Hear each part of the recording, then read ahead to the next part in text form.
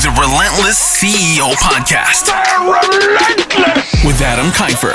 Follow your path to success alongside icons and industry leaders in martial arts, fitness, and more. Let's go. This is the Relentless CEO Podcast.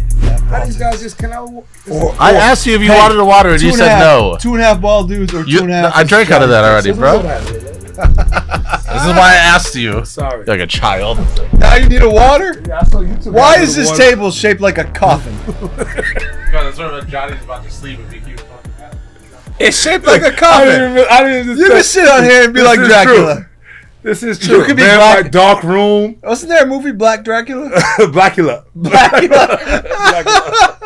Hey everyone, thanks for joining us. It's 2.5 bald dudes in this episode of the Relentless CEO Podcast. I'm here with my man Johnny Tention, Jonathan Frank. Can you believe we have a podcast with an ATA guy and Johnny Tention in the same room?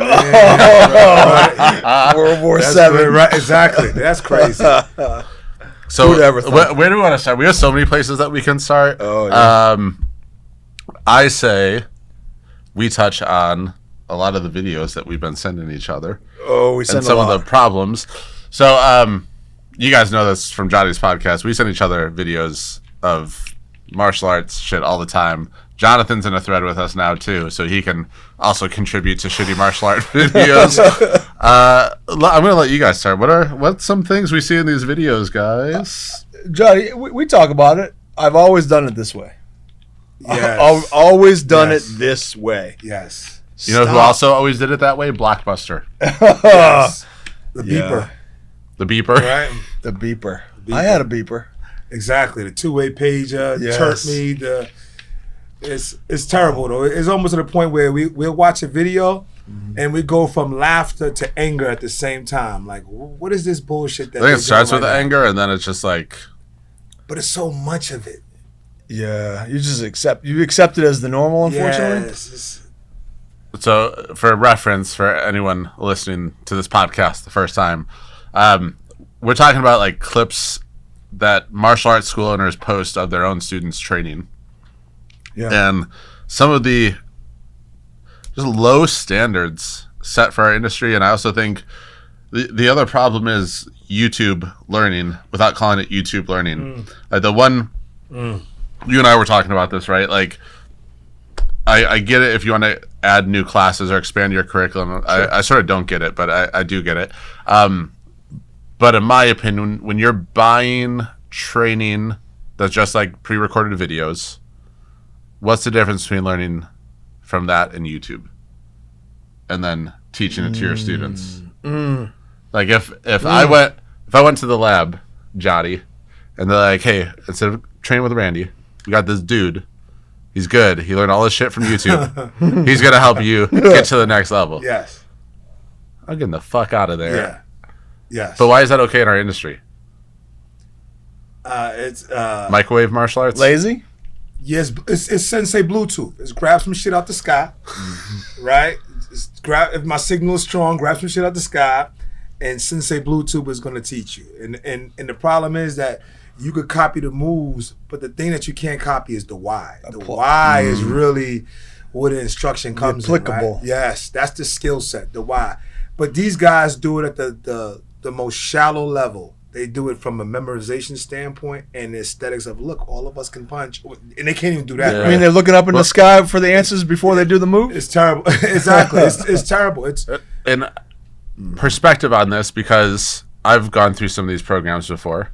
I've trained with the videos on some, and this is years ago. This is like But as a supplement. back in Chicago. But as a supplement. Yeah, well, because I really want to learn it. Because back in the day, I didn't know the difference. I was just like, "Oh, this is cool. It's a new program. I can get better." Yeah. But like, there's one fighting program that I was signed up for that was like video training, and they're good people teaching. But once you actually start working with someone that knows their shit compared to those videos, like you met the. If we can agree on this, that the small details are some of the most important pieces of being a fantastic martial artist. Yes. How are you having someone correct you on those small details or point out those small details if you're just training with you in a video? You're not. And then how do you do that and then think that you're going to teach it to your students and and have total understanding. Because what's going to happen is you're going to start teaching, and then you're going to see your students making mistakes. You're not going to know how to correct those mistakes because you don't even know how to correct them for yourself. Like, you're going to see them throwing that jab, and you're like, man, why aren't they having more power? Why aren't they having more power? And meanwhile, when you're practicing, your back foot is turned out in an L shape, and you're not getting the push off on the jab, or you're not getting the rotation on the jab, but you're not picking up on any of those things because you signed up for a 8-week course, glorified YouTube program. Well, I think that I'm getting messages after this podcast. I already know. But you know what it is too? It's also like what they say: the man with one eye is king in the land of the blind. Right? So Johnny always has the great one. So it's great lines. So it's always like, this is what we're doing. They got the guy with one eye who's in charge of the people who don't know anything at all to lead the way. And another thing that I'm starting to realize that I never put into account is that, we talk about these shitty school owners, right? By the way, we love you guys. I mean, but the other part about it is that, like, the people who came from those schools are now teaching, and they don't even realize they came from a shitty school owner. And they're just watering down the industry. They breed. Yeah. They breed. They make babies, right? It's crazy.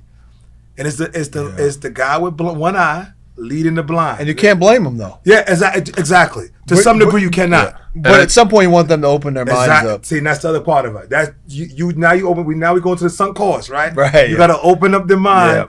Yeah. When there is more clear instruction in front of you to go, you know what? We do have to make some changes. Everything doesn't have to be bad, but we do have to make. Let me post this. Do we teach people how to teach anymore, or we just teach them martial arts? Because it's two separate, right? It is two separate. Two separate curriculums, isn't it? You're right. I also think what most of the industry thinks is teaching how to teach is not teaching how to teach. I think it's teaching how to high five kids and tell them they're doing good without paying attention to their technique.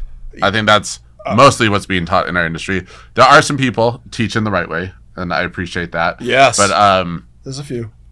If it was a majority, our industry would be a lot farther ahead. I think parents want them to be harder. And I don't mean harder like mean. Yeah, but I mean, standards. they want to correct mistakes. Standards. When we put out a survey, they always say, I want you to correct more mistakes.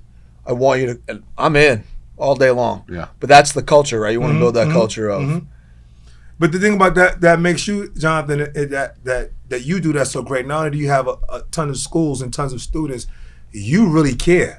Oh, right. That's the thing about you. I saw you. Me and you was talking one time. It was last year, and you was telling me about in the summertime how you have the group of athletes in there, and I forgot how many hours. But you're like, I'm on you. If it's not right, do it again. We need more of that, and this is why we're talking about this week. At least in my, I have video of that. I have video of my summer program. I got a good one for on you my guys presentation. Too. We need more developers in this. There's something you said that resonated with me really well was. We teach 2 days. The industry standard is 2 days a week right now, right? You're going there for me, right? The industry standard is 2 days, and I'm a numbers guy. Yes. And Johnny said, he goes, "You expect them to learn after 6 hours a month? What the absolute hell are you thinking?" Absolutely. 6 hours a month. Absolutely. And I went. And everyone listening is like, "No, it's 8 hours." And like, no, they're 45-minute classes. They're 45 minutes, exactly. and with their 5 minutes bowing in, 5 minutes of announcements. The mount chat, right? Right. The mat, whatever it is. Instructor over explaining for another 25 minutes. Oh my God! Minutes. Shut up and just let them kick stuff. But shut up and let them kick stuff or punch stuff. But that's it. It's an hour and a half. Yes. Maybe. Yes, maybe. And I went, uh-oh. So that's a great segue, Jonathan. Yeah. Do we think the industry needs to move away from only 2 times per week? I think so. I agree. I think this is. I want to add to that, but I want Johnny to. I think so. But if we're not, we have to give them less so they can master more. Yes. And what we do is, I think either way, you have to give them less. You have to give them less. So in my, it's too much of a memorization wall. This goes back to my speech this week, which is too many blueprints, not enough architects. Mm-hmm. There are too many copy and paste Sensei Bluetooth. As John said earlier, this is how we used to do it. When you don't have the same time that you had 20 years ago, that's first. The second thing is that there's too much time wasted on Dungeons and Dragons bullshit. All this wizardry, mostly dragons. It's all this fake fantasy. You know what's crazy? We put more emphasis on how to catch that little bow than we do how to sit in the stance with your chin down. We put more emphasis on what the sword form looks like. I would bet that if you and I sword. sat down and watched 1,000 videos of martial art classes, 997 would have like guarding stances or fighting stances with no chin down. Absolutely. Yeah, 100%. And it won't even be addressed. I sent Johnny a picture the other day, and I had 3 or 4 students not with their chin down.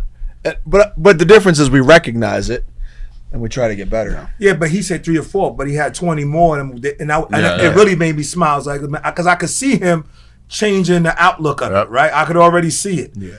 And that's it's just more like we got guys that you said they go to Sensei YouTube, they take the boxing class, they look at it, and I know that materials come in, supplies come in, but you got a bunch of kids doing boxing in macho gear.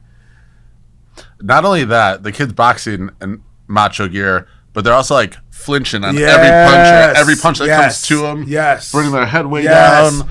Like, it's funny how bad we are at teaching defense when we teach self-defense is a key factor. The best way to get better at fighting is to grab my wrist. Fight. Yeah, that's it. Grab my wrist. I'm glad you said wrist. I'm in trouble. We need more developers in this. And the thing about it is that we need developers that have experience in creating high quality students, not developers that just want to be developers.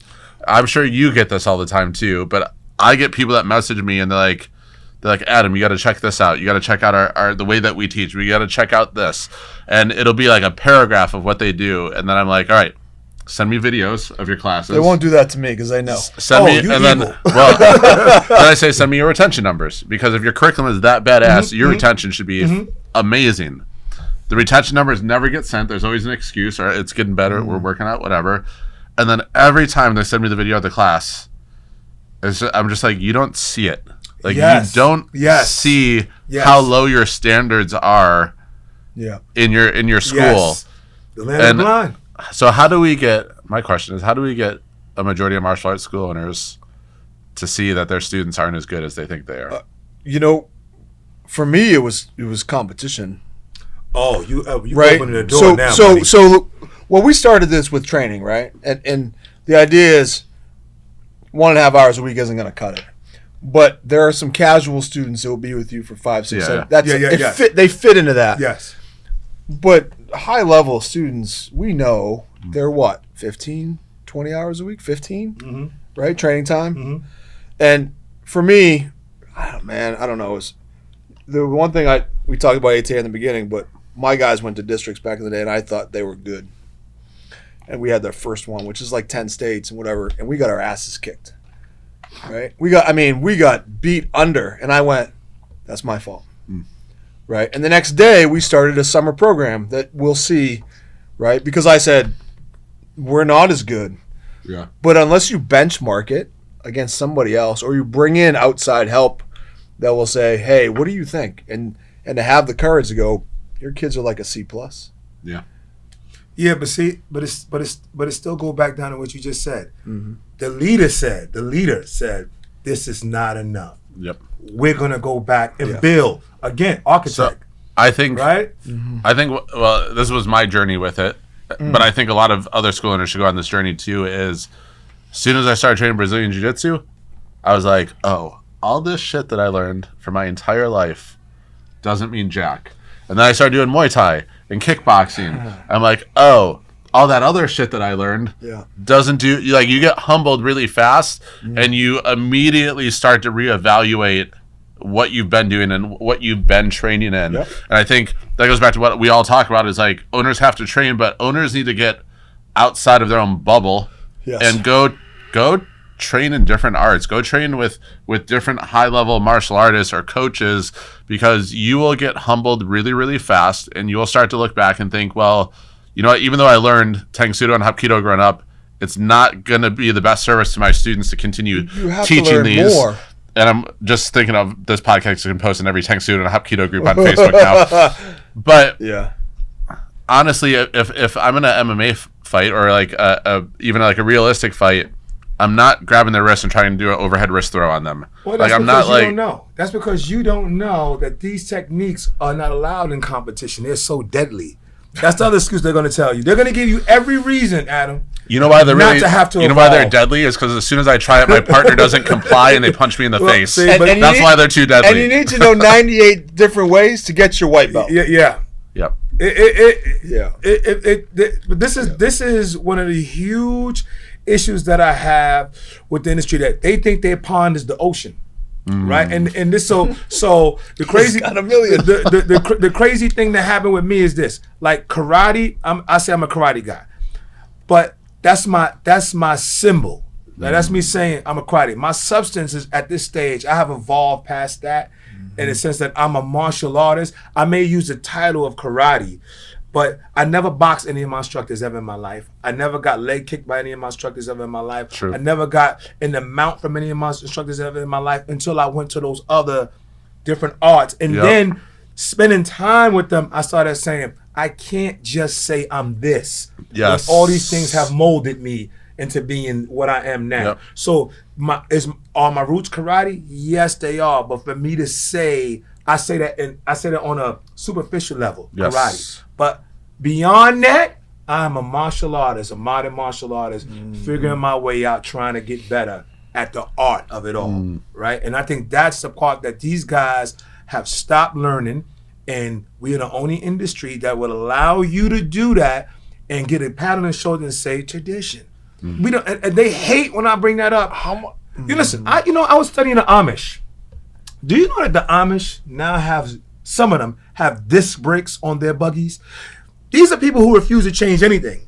But even they're saying, we got to find a better way of traveling. And these karate guys refuse to do. They're still going to give you the Ming Dynasty chop. And you know damn well if you keep it at 100, you never saw nobody do this in The no best fight. is, I don't know if you ever look at the comments on the podcast that you and I have done together, but there's always one guy that's like, yeah, but like my style's not that way. Like Kempo's not that way. Taekwondo's not like. No, It's it's always not. like there's always the one dude. Is it It's like- because they're broke? all right, this is a good. You're a segue king today, by the way. I agree. All right, But because they can't learn because they're broke, right? They can't go Mentally. out. They're broke. Yes, But it's some guys that are doing well, though, Yeah. that still have that mentality Okay. of, Okay. So here's where I that want was to the go with question. this. Okay. Here's where I want to. It's the same question phrased differently for both of you. okay. You started off as karate guy, got better at the business side, Yeah. so that you could provide better income for Yes. your people and all of that Yes. stuff and grow. Yeah. You start off as business guy that I've seen intentionally work on making the martial arts side better and product better and better. better. Yes. Yes. So I think you guys fit the two segments of our audience. Yes. Where it's like, I'm karate guy, I want to get better at business. I'm business guy, I want my students to be better. That's fair. What was your journey and what was the mindset switch for you to switch from being pure karate to business, and same thing for you to be from business to like focusing on students more? I think perspective drives performance. And my perspective at that time was, so my mother put me into karate to develop me as a human, right? So I had nurturing instructors in the sense of, they were like, this is what you got to do. They small schools, and I was becoming really good. And then I think the point for me was that when I knew in the field of competition that we was at, that I was the best at it. And then when my account had got $2,500 taken out of it, and it went on I decline. remember you telling me that, yeah. That was the first moment. I was like, why would it only take $2,500 to make my account go negative? And I got, at this time, I had like maybe 50, 60 students. That was amazing. And then I was the top guy in the country. And then the other side is when my friend said, let's go to Miami. And I was like, let's go. Give me 2 months so I got all the money saved up for it. And that's when I was like, this is not enough. That was the moment for me when I was like, I need to get rewarded for me being this good at my craft. Are you still learning about that, like the business stuff? Absolutely. I'm still growing like this. So for when I'm in the group with you guys, it absolutely has allowed me to grow, right? So it allows me to create more versions of myself, because now I can provide these kids. They don't have to go work for FedEx. Yes. This is the first year that's we had good. everybody on staff. Like everybody got paid, everybody. So I see it, and I see the parents getting invested, and I see kids talking to me, telling me, a 10-year-old, I'm going to work for you. Yes. I never had nobody say I love that to that. me before. Yep. She Yes. said, I'm going to work for you. And I'm like, I got to provide the environment that you have to be able to You work feel for me. responsible. Yes, absolutely. You should. All right, Jonathan. Oh. I mean, I alluded to it earlier, right? That some of it was pride, like going to a tournament and my kids losing, but being responsible for those kids to be better martial artists. And then, when you make money, you start liking the nice things, right? Yes. You don't buy whatever. You don't buy the cheap car. You don't buy the cheap shoes, or like if you see me, right? Like Us. Bougie bitch. Us. We dress well, bougie, yeah. But it was, well, if I'm gonna buy nice stuff, why isn't my martial arts program the nice thing? Why isn't it the best thing for what they're paying? And that was that, the core values for me are the number one is martial arts is our product and superior martial arts is what we do. So I love that. Yeah, that was, to me, it's still the most important aspect of who we are. But that's refreshing to hear you say that from somebody who's already successful financially to be able to be like, because you I don't have to do it, right? Yeah. I don't have to do it. I work 80 hours a week. I love it. And you still do it. And for me, my issue was, I remember, this is the thing now.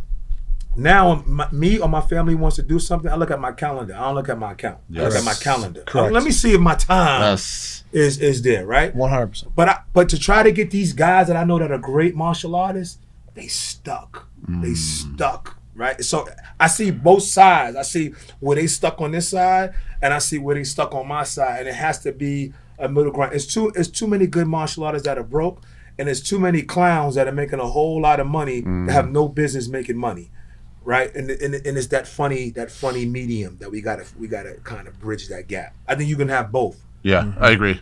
I think our industry has had too much of one or the other for the longest damn time. Yes. And then the problem is a lot of people will see people that are successful in business in the martial arts industry, and then they're like, "Oh, let's mimic our or they're doing good in the business, so let's mimic their curriculum also."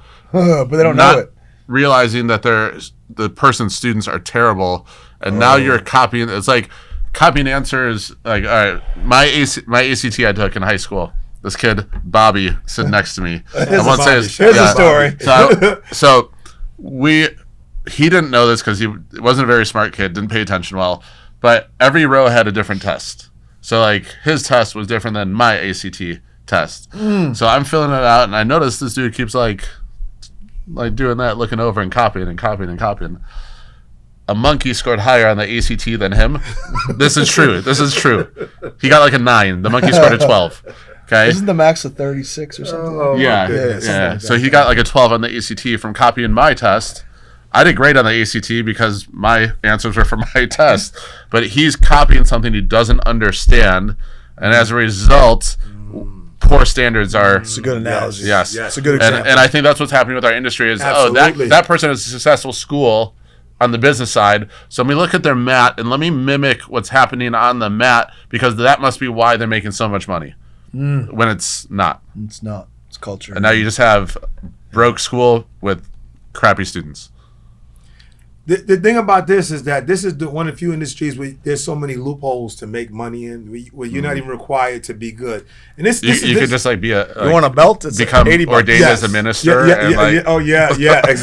Exactly. I'm getting another message about that one too. And stuff. You know. Now you're gonna get all the bad, all the free. They're gonna start your car, man. Pump the brakes first. You need to get a mirror, look under the hood. He said everything. Yeah. You know the unfortunate thing is that you got people that once you understand the business, right? Once you understand the business, that you can absolutely make money regardless of the product that you produce, right? So because there's certain things that's. But you also gotta live with that. Can you sleep? Can you sleep at night? You know what's so funny? I was in a business meeting, a summit one time, and the people that not our speaking, summit. no, not yours, not yours. And we were so talking, and one of the guys told me, he said, "You care too much." Oh hell no! He told me you care too much, and I was like, well, why would we do this? And he said to me, you care too much, and that's when I was just like, this is all smoke and mirrors. This is the thing, right? You could have a cheap, terrible product. That's fine. Just don't have integrity on the wall. Just don't have character development on the wall. Just don't have leadership. Like McDonald's knows that it's not the best burger, but you don't see leadership on the wall at McDonald's. You also don't say it saying we got the best burger. Exactly. Yeah. You see a billion served, but you don't hear McDonald's saying that.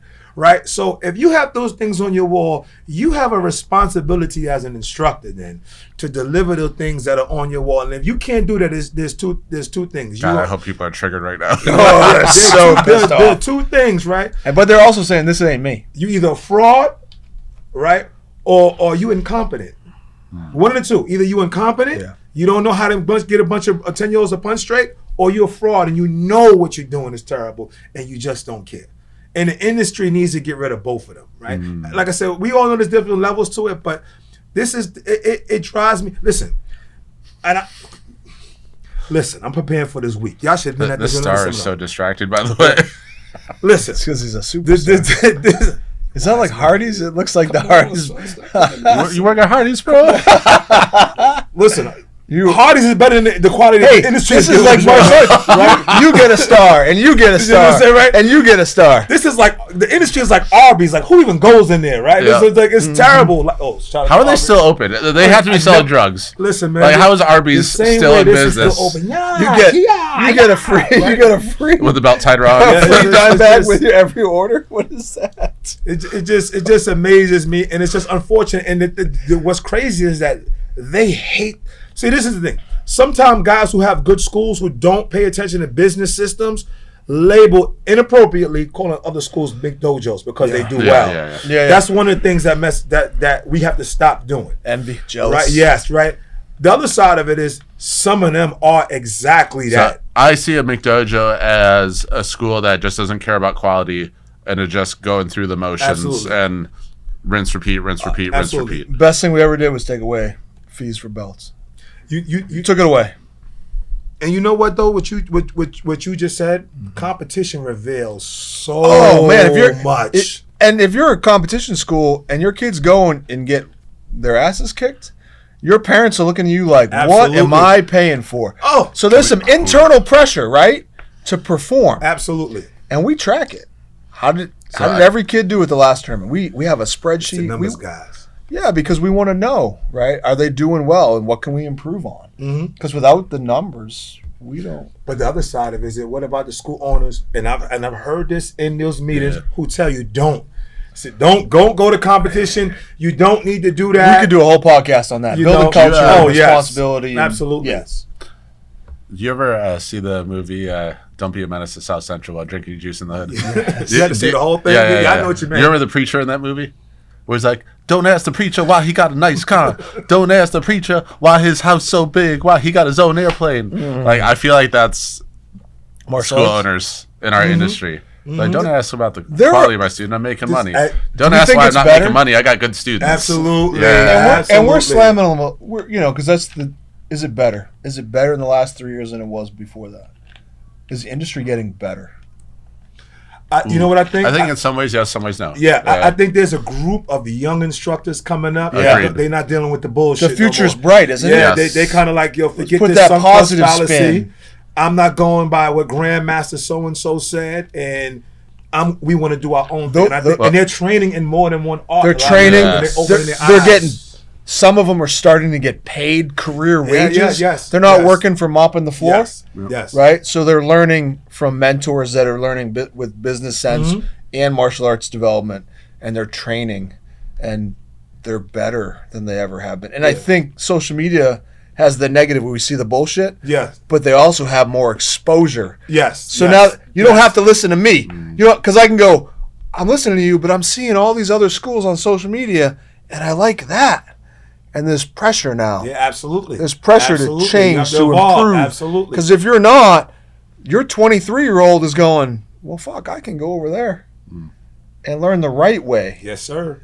Right? Well, they can listen to a podcast and go, wait, there's other things to do. To even piggyback off of that, as I remember as a kid, you remember Death Wish with Charles Bronson? Yes. Charles Bronson was his vigilante. He would fight all the thugs. He had this 6-shooter. Right, and then he would fight thugs that had knives. Right, but he got the 6-shooter. Pew, pew, that's how it would go. How's it go? Pew, pew, right? That's how the shootout scene would go. Yeah. And then as kids, But this is what karate guys, if they're gonna tell the truth, right? When I say karate, I mean taekwondo, kung fu, all these guys. Sure. If they tell the truth. When we came out, I remember watching Jimmy Superfly Snuka, the Iron Sheik, the wrestlers. Yep. I remember guys getting in real fights, Camel and clutch. we would try the DDT. We would try the moves that we saw on TV, All the time. right? All the in time. a real fight. Yeah. So, karate guys, if they're gonna be honest, we use the template of 5 Deadly Venoms, kid with the golden arm. Shut up. And we really taught in our schools based on those templates. That's why you had 29,000 forms. The master could just sit there right there. I thought it was like 7 deadly venoms, not 29,000. So, they got to yeah. pay attention to the numbers more, right, Jonathan? Numbers are important. So the thing is, what I'm saying is like we try to imitate what we saw. Now they see MMA. Now they see boxing. Now they see glory. Now they see one. You cannot justify responsibly as an instructor that you would spend more time emphasizing again on twirl. I'm not saying not to do those things, on twirling, flipping, and you don't got this right. There's no business that our feet should even be in the air upside down if you don't know how to land on your feet, chin down, hands up. That's really, and instructors right now are, but as Jonathan said, that's a part where you can't get away with that unless you put your feet to the ground and say, I want to start investing my time into teaching these students even better. Do you remember the video you and I were sent of class footage, and it was a black belt student? Are they doing this like lawn ass kickboxing combo? And you and I are like, why did they ever let them learn past the first move? Because they couldn't jab. Yes. They couldn't cross. Footwork was Yes. terrible. Yes. Everything technique was wrong. And it's like, what instructor allowed this kid to go past the jab?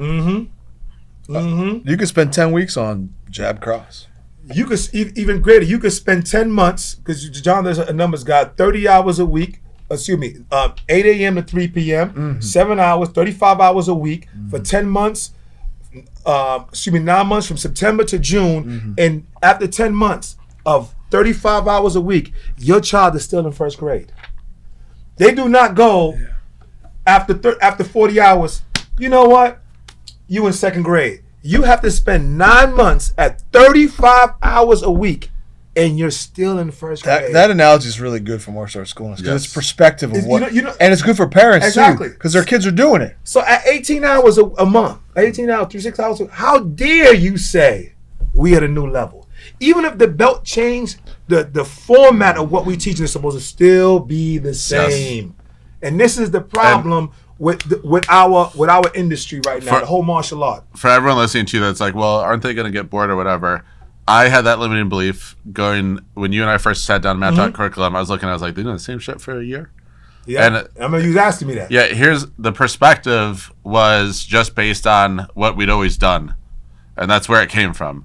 And people teaching copy and paste programs telling you that students are going to get bored if you don't change things up more. Like, we still disguise repetition, but we do a year of the same curriculum. Like the core combo that they learn doesn't really change much over the year. We'll do variations and stuff in different footwork, adding slips and pulls and rolls and that stuff, but the core of what they're learning stays the same for the entire year.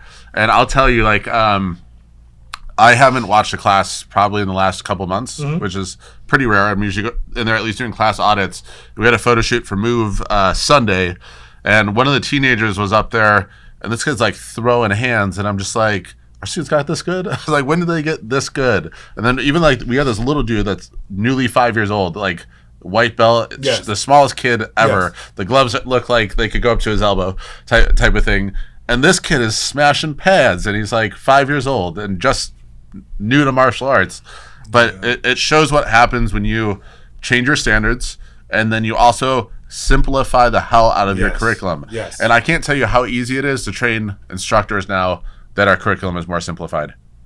Yeah, I mean, it allows you to expand. It allows you to get off the mat. It allows you to build relationships. It allows that's the pinch point for martial arts, isn't it? Yes. Yep. That's where other, bigger organizations have struggled with some of the expansion, with some. Well, even other consultants in the industry, like when Travis and I talk about like how many locations we're going to have over the next 10 years, they just like look at me in disbelief and like, well, how are you going to get instructors?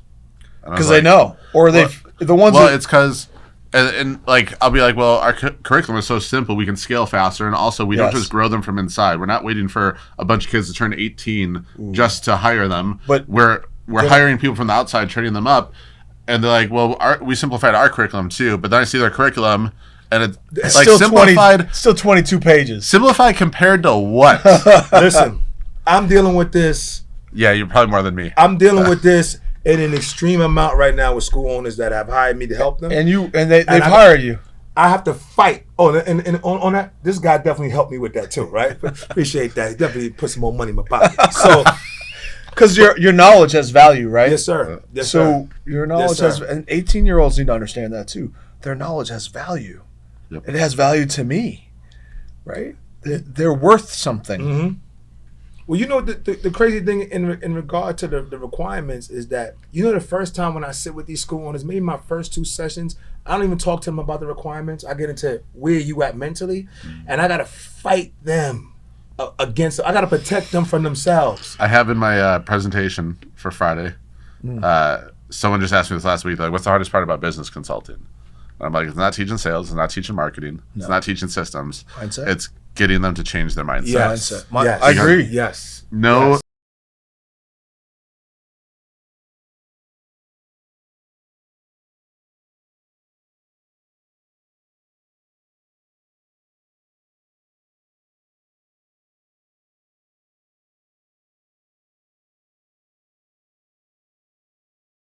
Owner or a head coach that isn't able to self-assess, that isn't able to take a step back and look at the curriculum from an outside perspective, no change is going to happen in the right direction. None. And I think, honestly, one of the best things you can do is bring in a bunch of non-parents to your school and have them watch a class knowing nothing about martial arts and then just give you feedback. Like when my kids started training, that was my wife. Like, she'd seen me do martial arts, like, in competitions. So she would watch the kids. Yeah, so she'd seen me do martial arts in competitions, but then that's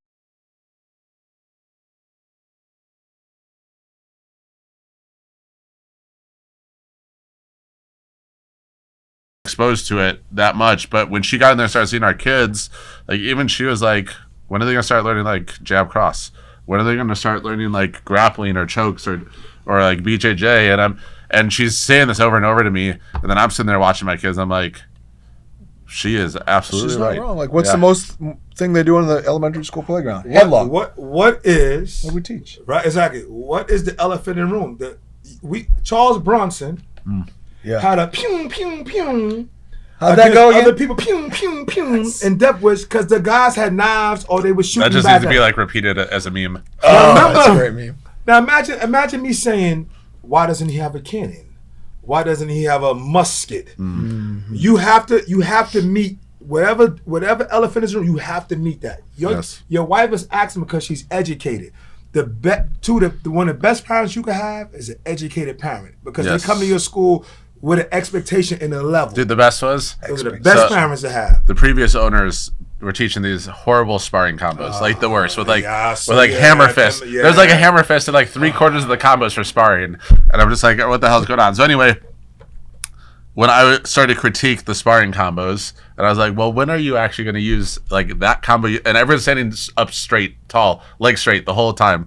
I'm like, when are you going to use those in sparring? They're like trying to justify. So I go to a tournament with them. We go to compete nationals, and I'm watching all their students, and we get to sparring, and they start sparring, and I'm like, how many hammer fists you seeing? How many people you see standing up straight? How many of this? How many of this? And that was the one moment where they finally agreed with me, and they're like, like, you're right. And I go, all those sparring combos, they had 3 per belt that they taught. Yes. All those sparring combos that your students are doing all the way up to black belt, and I didn't see a single one of those combos thrown in sparring. Absolutely. So why the fuck are you teaching There's them? a disconnect. Yes. But I can do that if I tell you don't ever go to tournaments. And if I can do that, if I can say, let's stay in this little area right here, just me and you. Okay, so Jonathan, ATA, you don't have to answer if you don't. ATA is sort of in their own sort of competition world, right?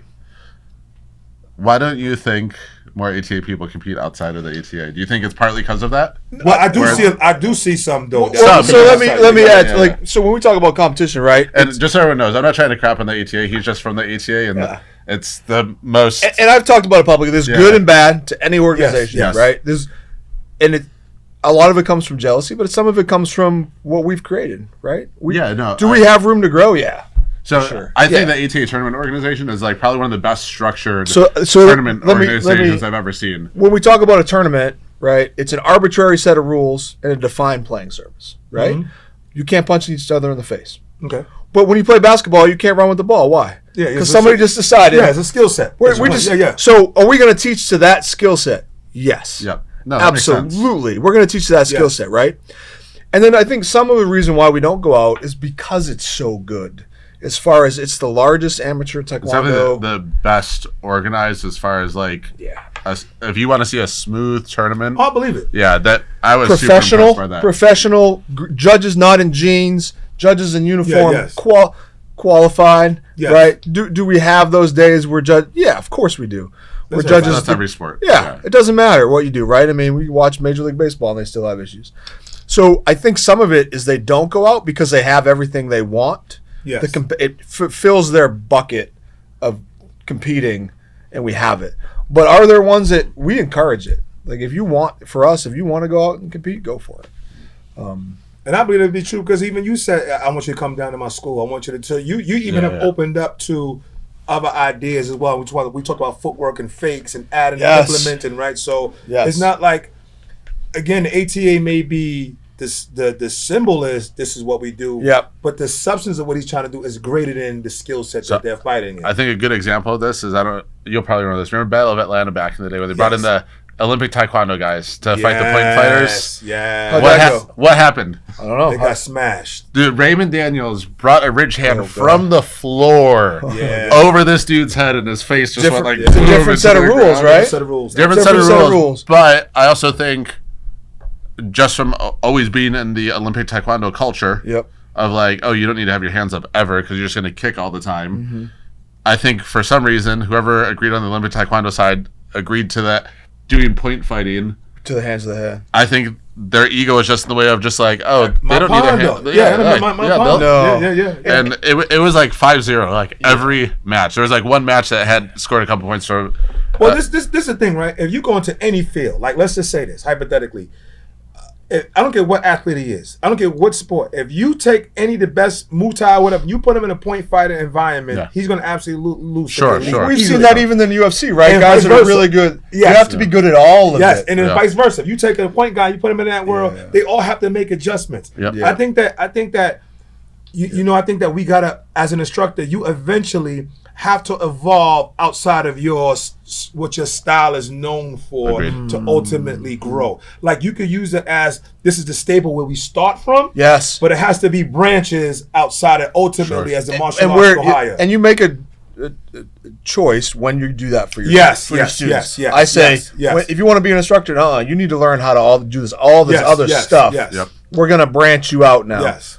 Right, we're gonna make sure that you know everything you're supposed to. Can I start training a new style next week and then start teaching it the week after in my school, guys? This is the problem. That again, it's too much copy. It's too much copy and paste, and you don't respect the process of what it is to learn. That was my favorite message, Adam. I loved your podcast with Jody. We're gonna switch to teach Muay Thai now. Next week? Have you trained Muay Thai before? No. You know, I was like, all right, I'm confused. And the one you want to be a math teacher, but you never taken a math class. The ATA, whoever is, the people that run the ATA, right? Mm-hmm. They've never come into my school ever and said you should teach like this, you should teach like that. So everything that happens in my school is my responsibility, and that's it. That's what people don't. Yes. Nobody's telling me. They're saying, hey, you should. If you want to test, you have to do these forms or this sparring. That's the structure part of it. That's fine. That's the structure. But if I want to add to that, they don't. And you should be able to do that, right? Yeah, they say go do it. I have a friend of mine. They're going to tell me how to teach it, whatever. He's like a fifth dan, a sixth dan, and he's a top guy in his school, and he has his grandmaster, okay? And I asked him about teaching something else. Did you find him when you were out looking for the grandmaster, did you find him? Beloved? and I asked him, well, can you do this? He said, well, the grandmaster doesn't allow us to. And I said, what is the use of your fifth dan that's quote unquote master's rank if you don't have no say so at all? at all in your score. Like you like, can't go outside that box. More like fifth degree, bitch. I don't know who Johnny's talking about, by the way. But I want to say that. But I'm like, come on, man. You can't keep allowing one person's perspective. So look, when I stopped doing forms, I just got to a point where I was doing jiu-jitsu, and I started boxing first. Then I started doing jiu-jitsu. First. And as I'm doing jiu-jitsu and I got my brown belt, but I'm in it, I'm like, there's certain things I want to implement in my class. And me knowing I wanted to implement these things, I believe this. You always add something and you always take something away. If not, you a karate hoarder, right? Something got to go. Right, so it's not your closet. Yeah, because we know your closet's full. Kind of black, so I told him I wasn't going to do forms anymore. I said I'm not doing forms anymore. And he looked at me, and he said, and I always say the story. He says, "Well, if it was good enough for your teacher," that's what he said to me. If it was good enough for your teacher, why is it not good enough for you? And I immediately asked him. I said, I was born in Brooklyn, Coney Island Hospital. My mother lived in Marlboro Projects. Because my mother lived in Marlboro Projects, I'm supposed to live in Marlboro Projects. If it was good enough for my mother, it's supposed to be good enough for me. But the context is not where my mother lived. The context is she provided me shelter. I'm providing myself and my children shelter someplace else. Yes. We got to stick to the context of things instead of the literal argument. A form was supposed to be you fighting, doing this stuff, and some kind of bunkai and all this. I'm looking for the same thing that instructor who made that form was. I just not going about it in that way. You know what I think is a detriment is like all the fucking legend stories about people's like masters and grandmasters and all the people they fought. But I was like, bring that motherfucker to the MMA, to the UFC right now, man. And let's see. But no, don't even make that argument because they will say this. Put Funakoshi in the ring with John Jones and let's see what happens. And if we had a time machine and we put Funakoshi here right now, we say, Funakoshi, you got 5 years. Yeah. You think that he still would be doing unsu and sitting? He absolutely would not. And the thing about it is this: when had these guys become gods with their approach is the only template out of everything. That was his approach. And listen, if I would have took this iPhone back in his day and I would have cut it on, they would have told me I was doing witchcraft, bro. Yeah. 100%. If I had an airplane and a helicopter and I dropped it down in Funakoshi, he would have thought I was an evil sorcerer. This was the information back then. So absolutely, this is why I bring up Charles Bronson. If Charles Bronson made a Death Wish movie right now, would it go with a gun shootout sound like this? Pew, pew, or he would not have his musket. Yep. He would not have a cannon. He would not have his 6-shooter. He would have a semi-automatic AK-47 fighting criminals. So why don't we address that in today's society? Dude, everyone just wants to be the Polish army running in World War II with swords. Exactly. We've always done it that way. We always done it that way. Why? And then you'll go, you don't respect art. No, you just don't want to be a motherfucking student again. It's lazy. Right? Yeah, you don't want to be the dude that could walk in the room and you're not the best one in the room anymore. Just shut the fuck up and learn to be a sponge and whatever. Now you've riled up. Right? When the instructor's talking, you go, yes, sir, so you can make you better so you can pour back into your students, man. That's how it's supposed to work. When did it become a thing where instructors were afraid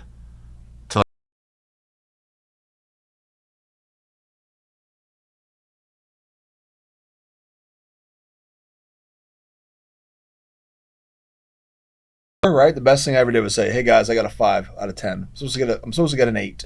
I got a 5." See, but you can say that. But here's where we go back. Go back to what you're saying earlier. Leadership is on the wall. I got a 5. I don't want to take ownership. I need to work harder. I don't want to fail in front of people. This is good enough. I want to keep in my little comfort box. I need to work harder. Where I'm not going to grow. I screwed it up. You're going to screw it up. We learn by failure. And we can do that. So this Thursday. I'm excited for that just because the number of school owners that are going to be physically training with us, and the ones that aren't, we're going to be like, gear up, motherfucker. Yes. So what? Not this Thursday. We have a session this Thursday tomorrow, but last Thursday, black belt in my school, he's sparring, and one of the red belts said to him, hey, coach, man, you can't exchange jabs for leg kicks. It's not an equal exchange, right? That's what he's saying. Because the guy kicked his leg, but he's trying to jab. He said, it's not an equal exchange, coach.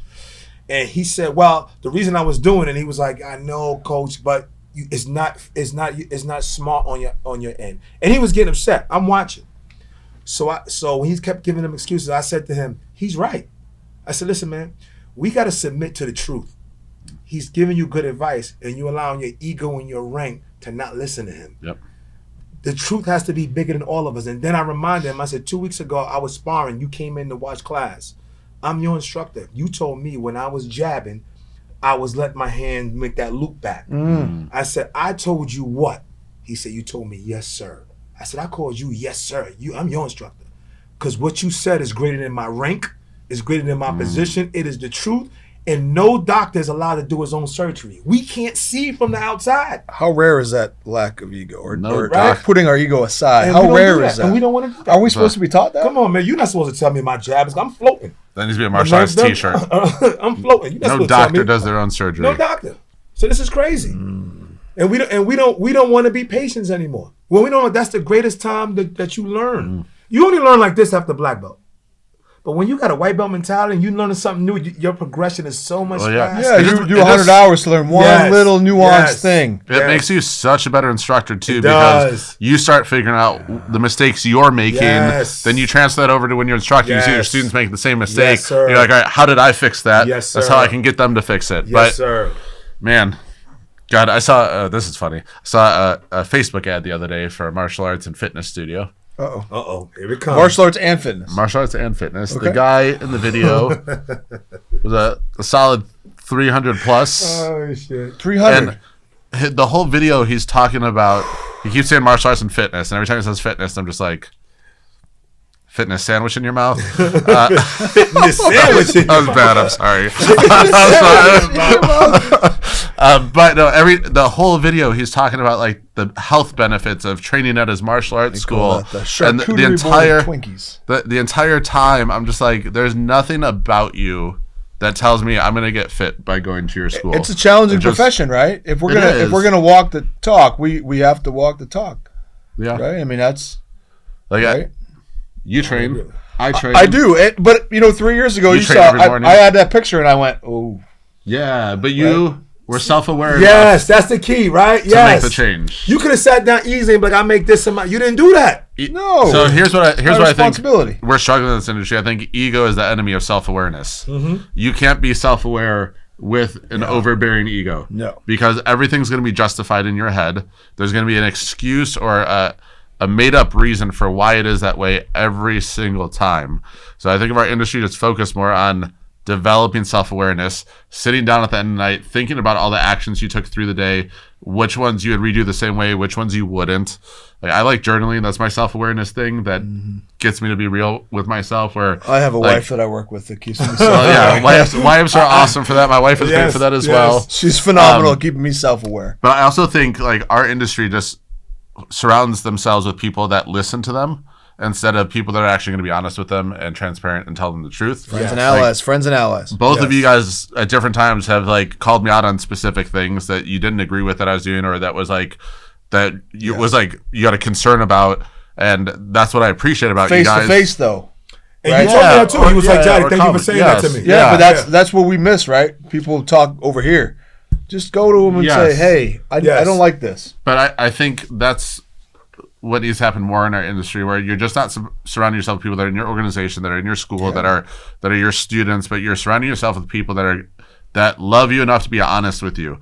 Because I think a lot of people think that, oh, you're going to critique me or give me negative feedback on something. Like, you don't fucking care about me. When in my brain, it is the exact opposite. If you're giving me honest, direct feedback, it's because you care about me making a change and getting better. Where most of our industry takes it as like, well, fuck you. When I don't say nothing is when I don't care. When I'm not saying nothing. And the thing you should be scared about is when I'm quiet. Yeah, exactly. When I'm just like, okay, whatever, you do what you want to do. There's no big deal. Like that one mastermind we were sitting in. These two right here. But I kind of got myself in trouble in that one. I mean, I was so aggravated about that Just the standards. I lost. I didn't make enough impact because I let my anger show. And I went, if I want to change it, I got to. No, you still had one of the best lines I've ever heard. I'm not going to say it because it gives away what mastermind. Yeah, it does. When I told to Jonathan behind closed doors, right? One time I said to him, I was like, you know, sometimes dealing with these people, it becomes very difficult. It's an uphill battle, man. And he said to me, I was just feeling like, not defeated, but I wasn't the most enthusiastic. I'm like, these guys, they got their minds made up, man. Fuck them. And Jonathan said, Jody, there are people that we could change the industry, man.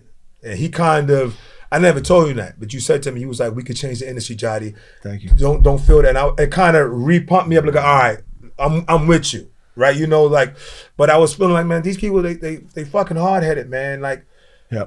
And the crazy thing is, how do you correct someone who leads with this? Hey, Grandmaster Jody. Like, who leads with their title, bro? How do you? I would be like, fuck Master Flex. It's crazy. Like, it's just like in what profession do we do that? I didn't even heard a doctor's, you know, it's a Grandmaster Shihan. So, what's up, Greg? Yeah, you want to know what my favorite things on this? Remember that? All right, remember that post that I put about, it was like the 5 self-inflicted wounds of the martial arts industry. Yes. And I had the disclaimer with the disclaimer at the bottom about having like master or grandmaster in your name. And we saw that early and we went, this is what happened. We went, uh-oh. So, like the week before this dude messaged me, just asked me some questions about his school online, and his name was like Grandmaster whatever on Facebook. Dude messages me like a follow-up question after that post, and his name was changed back to his regular name. Congratulations! I'm like, he got the disclaimer. Yes, you made impact. Yeah, that was funny. Right? You made an impact. It's amazing, that's the whole John Maxwell, right? With the love, like you want them to love you unconditionally enough to make you better. Yeah, to make you better. Like my instructor signed that. You're gonna tell me when I screw it up. But you got to create an environment where you can say those things, like, you know, it's sometimes culture. I work out sometimes with the guys. Yeah, and we pushing, and I have this list of drills that we're doing, and when I'm at that point, I'm like, why did I write these drills? I'll say it out loud. Yeah. Why did I write this? And I'm like, guys, listen, I'm tired right now.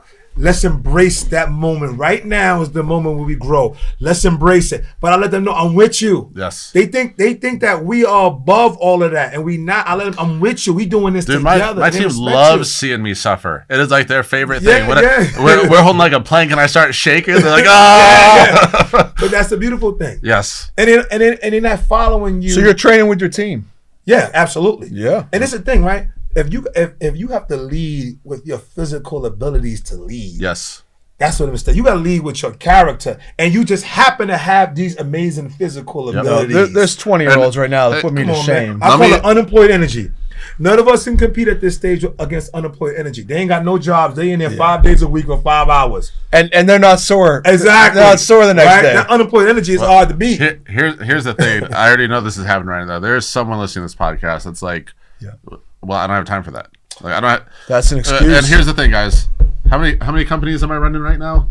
Tons. Too many. Every Sunday morning, I am with my team in our gym, and we're working footwork, we're working combos, we're sparring 2 days a week with me. And it's because they want to be in their training, just like I want to be in their training. And they started coming Sundays because I was like, hey, I'm going to go work it on Sundays. If you guys want to come join me, I'd love to have you come join me. And now every Sunday, same guys are coming in, and we're going through footwork drills, we're sparring, they're seeing me sweat, they're seeing me get hit. Who's going to get promoted?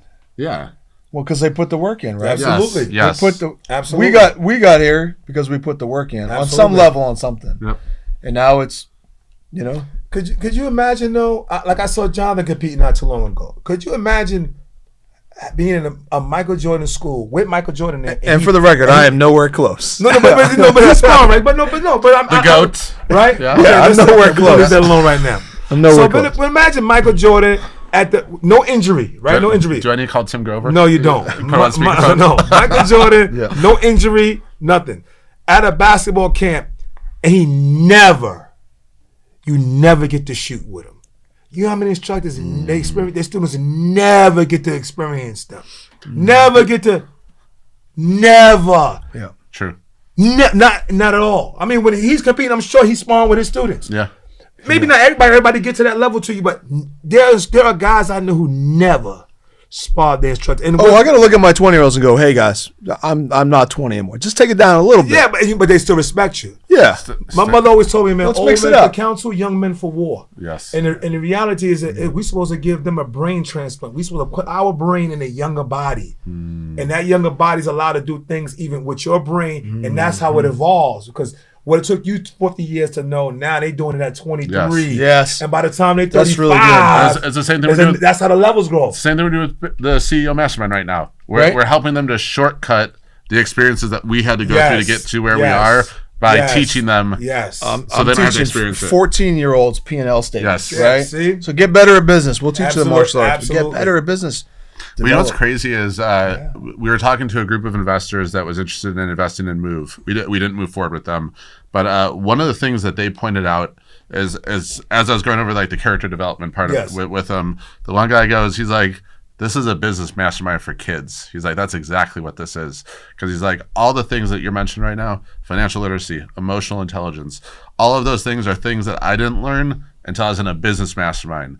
And he's like, this is genius because you're taking that same concept and you're teaching it now to kids. Yeah. And he goes, the problem is, he goes, in my mind, he goes, I didn't think this was going to work because you're taking adult concepts and teaching them to kids. And in my mind, kids aren't ready to learn those concepts. He's like, but as soon as you explained it, and I was telling a story about my son at a Halloween party where he was talking to another 6-year-old about investing. And the other kid's just like, dude, I want to play with my Transformers, bro. Leave me alone. But Someone's going to rule the world. But he's like, that shows you that it doesn't matter what age they can learn these things. Back to what you're saying, teaching P&L reports to 14-year-olds, right? Yeah. I think a lot of times we don't give the younger generation or younger students enough credit of what they're actually able to pick up and perfect and get down. And it also goes in the same way of we don't give them enough credit that we just think they're going to get bored by doing it a bunch. No, like the fun in basketball and the fun in football and the fun in soccer comes from the progression that the individual athlete has experienced. Yes, it's fun to play with the team. Yes, it's fun to score the most points in a game. And I understand that.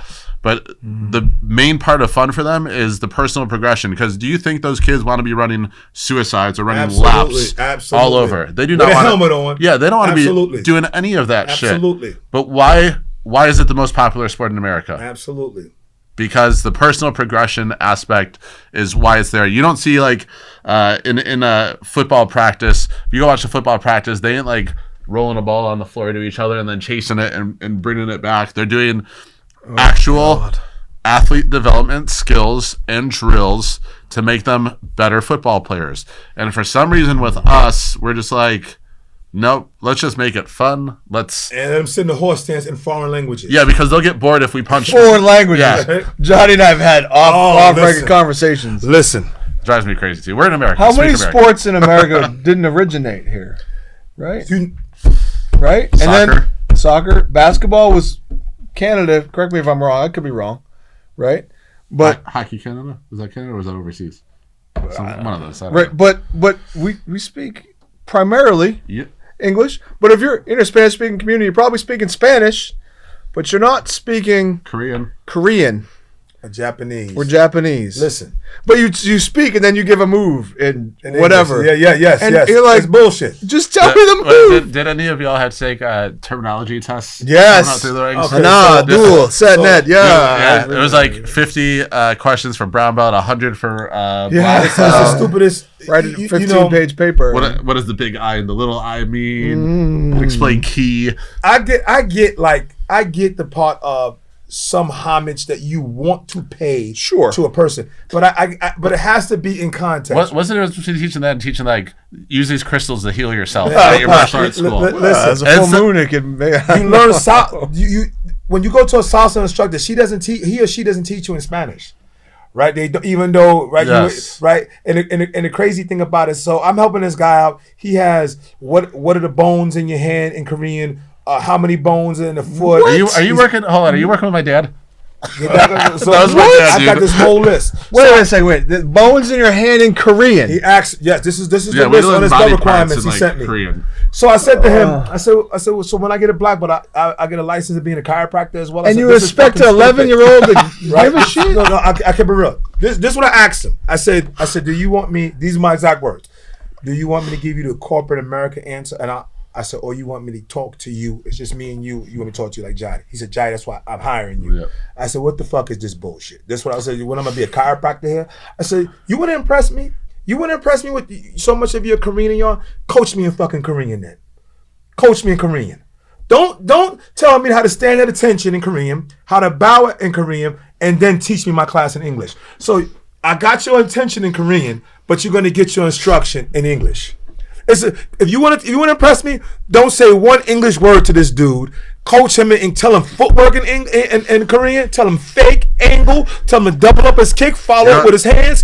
Don't you say one word in English if you want to keep it authentic. You just wired. What y'all ever see a martial arts instructor teaching in Korean with a Korean accent? Come on, and he's a white dude. Don't the cultural appropriation. Oh no, you got some of the blackest dudes in the world where I'm at, bro. They'll shoot us, kata, unsu, yoi. Like this is when it just goes too far, bro. That shit. Listen, I'm gonna tell you this. I'm gonna be vulnerable right now. So I'm in my school. I'm like, yo, it's too many us's in here, man. So I sent one of my black brothers a message. Listen, I need you to do this for me. He said, us. I said, motherfucker, it's me and you on this phone right now. Yes, it's good enough.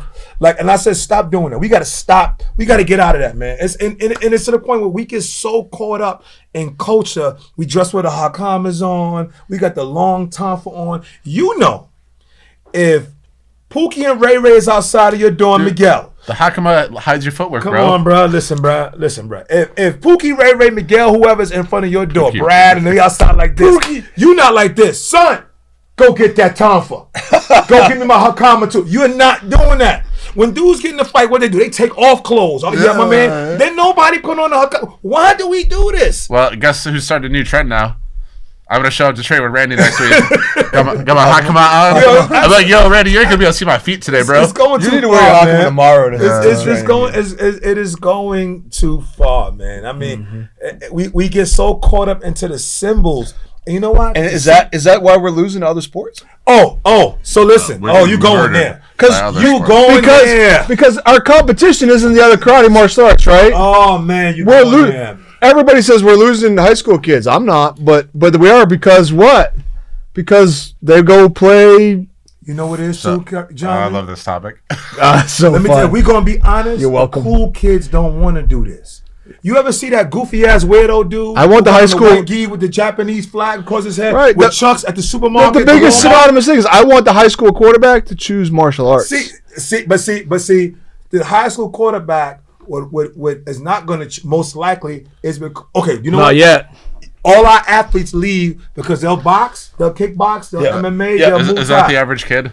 See that's goofy. God. What says athlete? I wish I could show you this. Someone's name is on it. Their school logo is on it. So it is. I'll describe it to you. So it is a social media post from a martial arts school owner. 3 goofy as kids. I'm sorry. There's no uniform. There's tennis shoes. Okay. There's one overweight girl in a taekwondo uniform. There is a kid who might be anorexic in a red kung fu uniform. There's 3 separate uniforms. Yeah. But do any of them look like they've had any physical training? They don't look like they're on a team. They don't look physical. They don't look I can get over the capable team part, but it's just kids, the tough kids don't want to. The tough kids have a preference, as you said, and a choice. They're not gonna come. They're not gonna jump in a white gi. Yeah. And then when they can sit there in shorts, and I'm not saying you got to change. I'm not saying you got to change as far as the look, but aesthetically, we got to change. And they got to change. We do it. I'm agreeing, but I'm just saying, like, the whole atmosphere is so corny. Yeah.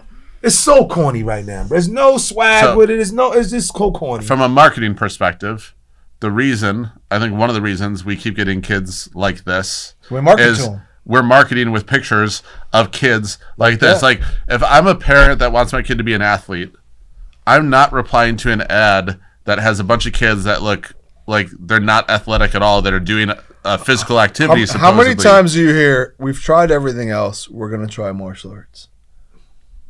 Last resort. You know what? Last resort. We get the kids that the other teams don't want. That's just the reality of it. We got the little giants. Yeah. We get the little giants. You know, that's the we don't attract. And we turn some of them into freaking superheroes. Yes. But this is the thing, right? We do.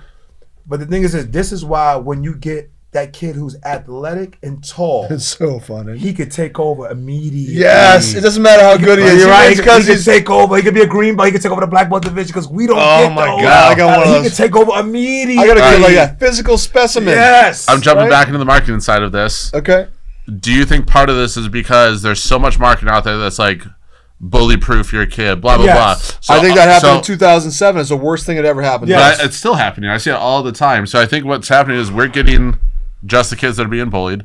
We're getting just the kids with ADHD, just the kids that have massive self-confidence issues. Right. And I'm not saying those kids shouldn't be in martial arts. They absolutely should. Oh, because it as definitely long, is going to make them better. as long as they're in the martial arts school that's actually going to fulfill on that and cultivate what they're looking to But get. it makes it harder, doesn't it? A little bit? Well, but I think the reason that we market that so much is because what martial arts schools actually have athlete development that can market for like, hey, we can make your child an athlete. Like we Not can, a lot.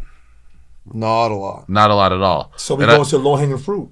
Exactly. We're looking for the low hanging fruit, and that fruit does not require great leadership. This is why that's why we can't get adults in our school. And that's you can't attract them. That's why you're having trouble having hard conversations with kids too, because you got all these fragile ass kids coming in with their fragile ass parents. That's right. Who could not make it in any other sport. Absolutely. And their back is up because they're worried that it's going to be the same thing over and over again. And So you they'll give you Jonathan, the benefit of the doubt. And Adam, we really do have a beautiful product of what martial arts does. It's just the marketing, as you said, and the petty and high five for everything, and we never just are honest. There's a way we know you're gonna say, Johnny, take your big ass. Okay, we know we can't say it like that, right? But we can say. Well, it depends what school that's you are. true, that's Yeah. true. But you got to get your business, and this was like even when Jonathan comes in, you got to get your business in a place where you can say no. You're not going for your belt. You did not make that standard, and you have to wait a little bit longer, and not feel like if that student quit or leave because you maintain a standard, then now your business is in the red. You want to hear something really sad? Your business is in the red. Yes. I need an extra $80, so I'm going to promote 2 kids that shouldn't deserve it because I need my belt fees. Exactly. Here's the craziness of all of this when you put it in perspective is we had a bunch of school owners and instructors afraid to have these hard conversations, right? Yeah. Fucking theater has these hard conversations. You're not in the play. You didn't get the starring role. You didn't make it. But and those aren't always the popular. But us as tough martial artists don't want to have hard conversations with these students and parents when theater is out coaching your ass because you're operating out of fear. It should be in your core values, right? Every other sport has it. Football, you don't practice hard. Guess what? You ain't starting. You're on the bench. Looks at you and says, or you're not on the team. Today. Like me, I got cut from basketball in 5th grade, and it was the greatest thing ever to happen to me because I didn't deserve to be on the basketball team in 5th grade. So that helped me become more mentally tough because I was like, next year I'm fucking making that team. Worked my ass off with the summer, made the team in the next year. But the problem is, we're just like, oh, we can't tell them that they're not doing well. That's the greatest basketball player ever, too, right? He got cut. Yeah. Cut, right? The greatest. The greatest. Oh, man, this guy's right. Hey, Siri, call Tim Grove. No. But we the best thing we ever did was make 16-year-old instructors, 15-year-old instructors, and we make them go out and tell the parent why the kid's not getting this right. Have that lesson. Yeah. Right? Talk to the kid. Yes. Are they Also, making the final choice? Please No. prep them for it and have them practice. Oh, God, yeah. Listen. Yeah. When we teach instructor class, they role play that. Well, I know you do that, but I know that someone's going to be like, hey, I'm Jonathan. Let's go. No, you have to train them, but then you have to put them in a position. And a lot of times, we've talked to the parent. Our seniors, our general managers have talked to the parent. We're going to make that younger instructor come and talk to you. It's a training moment for them. That's a beautiful thing. And you bring them into that conversation. They go, oh, yeah, we'd love to help develop the young instructors and make them better, too. And they can see their son in there. They can see their child in that. Yes, because they see their kid being that. I want my kid to be that 16, 17-year-old, 20-year-old. What parent doesn't want their kid to get better? And every parent is going to appreciate those conversations because they're like, oh, they care about my kid. They're not just going to let them slip by. They're not going to let them just go through the motions. And this is something that's going to prepare them for the rest of their life. Because when they get a job, they're not going to be able to just go through the motions and think that everything's going to work out okay. You know, and just right what you just guys said. I had a young man in my school who was a purple belt who's supposed to go for a red belt. about 6 months has passed now. He hasn't gotten his red belt. So his mother came in. She asked for a meeting with me. How old is this young man? Angel is 16. So his mother came in. He said, "Can I have a meeting with you?" She was like, the belt test passed. He didn't get an invite to it, and she said, "Can I? I would like to know why." And I thanked her for coming in. I said, "Let me say this to you." And I asked him to come in the room. I said, "What have I told you?" His mother's right here. I said, "What have I been speaking to you about?" He said, "You've been speaking to me about my stances." I, sitting there with his chin down. I said, "I also spoke to you about you never come to the sparring classes. I almost got to pull your tooth out to get you to come." It's fear, right? Fear. So I said, "You can't expect me to promote you when you're not doing the things that I actually do to fix the holes in you." Then I looked at his mother and I said this: "I could promote him. Do you want me to promote him because 6 months has passed, or do you want me to promote him because based on what I think he needs for this rank?" Real conversation. I said, "There's a bunch of black belts running around this country that are absolutely terrible. How do you want me to treat your son, and what kind of red belt would you want?"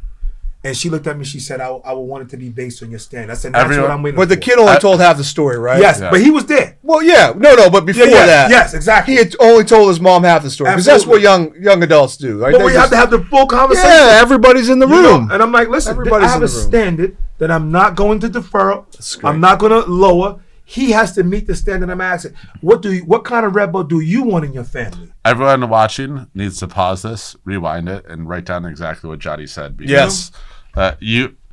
Johnny practice it. If you guys haven't had Johnny teach at your school, he has such a unique ability to just speak logic into kids and parents. Besides your ability to connect with people, which I think is amazing. It's huge. So I learned from that. Just listen to how clear the message was in that. You think any parent's going to be like, "Oh no, it's 6 months. I want him to just get his belt." And if they are, I'd be like, probably not they're not a good fit. And that question is going to what do you want? Do you want me? And then she was like, smiled and said, "Sensei, I completely understand." This is what I said. And I said, "I need you to be in here sometimes so you can hear the lessons that I'm giving him." Does she use the word sensei? Is that? Yeah, okay. She used the word. But listen, I'll take a word. I'm just messing. I ain't going to listen to this shit. I'm tired of this. I'm just messing with you. But she was like, "I understand." I was like, but we got to be able to have, the thing about this, and this is something that even just being in a group, the business part of it, that you have to put your business in a perspective that if a person leaves, it does not hurt your business. Short-term loss, long-term success. Exactly. You got to put yourself. Addition by subtraction. Yeah. We're going to replace that student. We got the systems to get them back up in here. That's going to be replaced. So imagine if you have that mentality, you can teach your authentic self. Yeah. But if you high-fiving and trying to cater to every little kid for every little thing, you'll never be able to teach with your authentic self. I think also, too, when someone quits and you're just like a high-five factory, there's no thought process of man, I made that kid so much better. Mm-hmm. I'm glad that they were there for that part of the journey. Because when I was younger, our curriculum was so insane.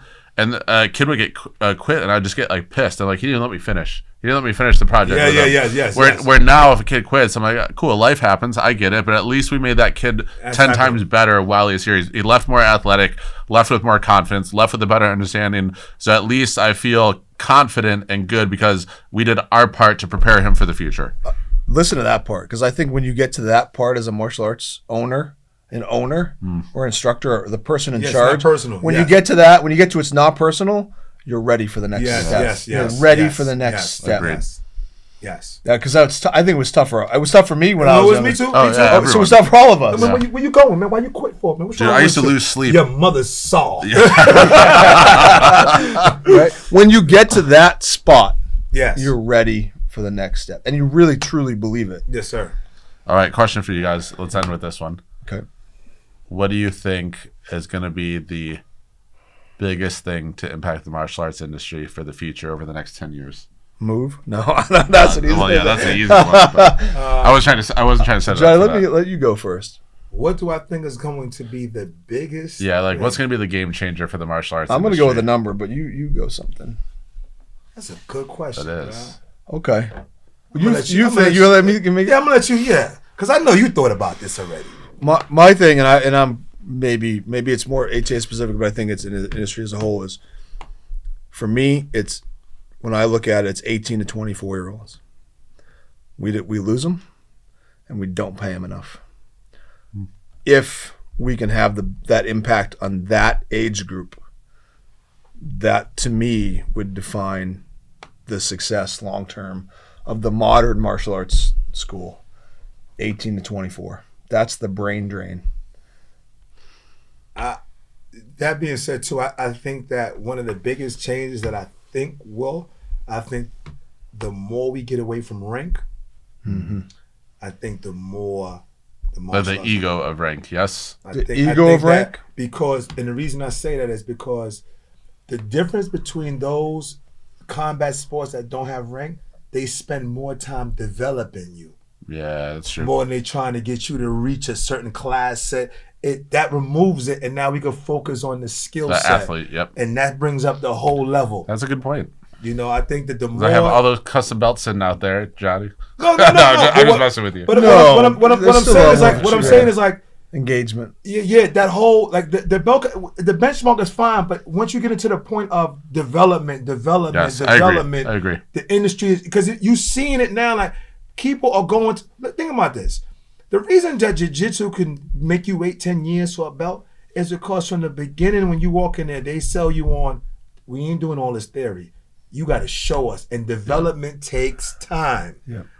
If it's just memorization, we could do this all day and go memorize, and then I could put some fake substance behind and go, you just defended yourself against 89 dudes in this fight right here. You got untouched. With a hammer fist. They all attacked you the same way. With a hammer fist. With the hammer and you fist. stomp all the groins. So what I'm saying is I think that the more martial arts schools open up to other arts, is going to force the level of skill set, the standard. Yeah.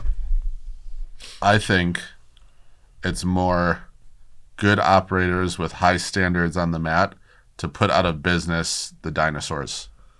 Well, I think just said a combination. Well, we both said that, right? Yeah, no, I mean it's all. But I think it's all together. Isn't I think it's going to take loss to happen in our industry for it to move forward, because like I've already had people reach out to me and they're like, "What happens if you put a move location across the street from us?" You're going on, and I was like, "Well, in the next 10 years, it probably is going to happen." So Galactus. Step up.